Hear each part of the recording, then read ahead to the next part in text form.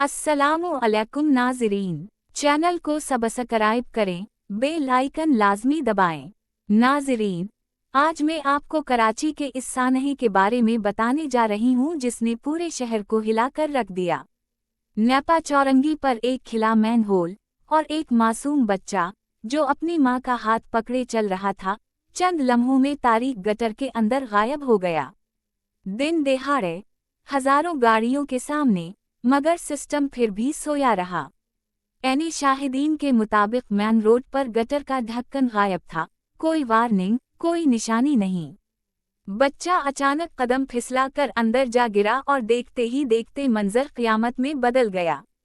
माँ की चीखें, बाप की दौड़, लोगों की बेबसी, मगर इंतज़ामिया कहीं नजर न आई। नाज़रीन, इस बच्चे की तलाश 14 घंटे जारी रही। जहरीली गैसें, कीचड़, बंद पाइप, घुप अंधेरा, रेस्क्यू वर्कर्स ने जान पर खेल कर अंदर जाने की कोशिश की। वालिदैन घंटों उसी किनारे बैठे रहे कि शायद कोई मोजिज़ा हो जाए, मगर मोजिज़े भी कभी कभी देर से आते हैं और कभी बिल्कुल नहीं आते।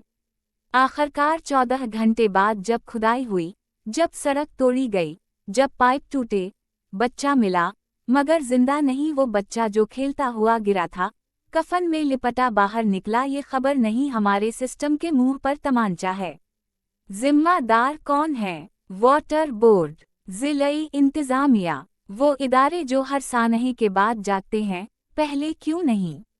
बयानात आ गए, नोटिस भी हो गए, लेकिन नाज़रीन, जिंदगी के बदले में नोटिस नहीं दिया जाता। ये बच्चा सिर्फ एक माँ का नहीं था, पूरे शहर का बच्चा था। आज नेपा पर हुआ, कल किसी और जगह भी हो सकता है। ये हादसा नहीं, ये खली गफलत की वजह से कत्ल है। जब तक गटर के ढक्कन नहीं लगते, जब तक सिस्टम नींद से नहीं जागता, ऐसी ब्रेकिंग न्यूज़ चलती रहेगी।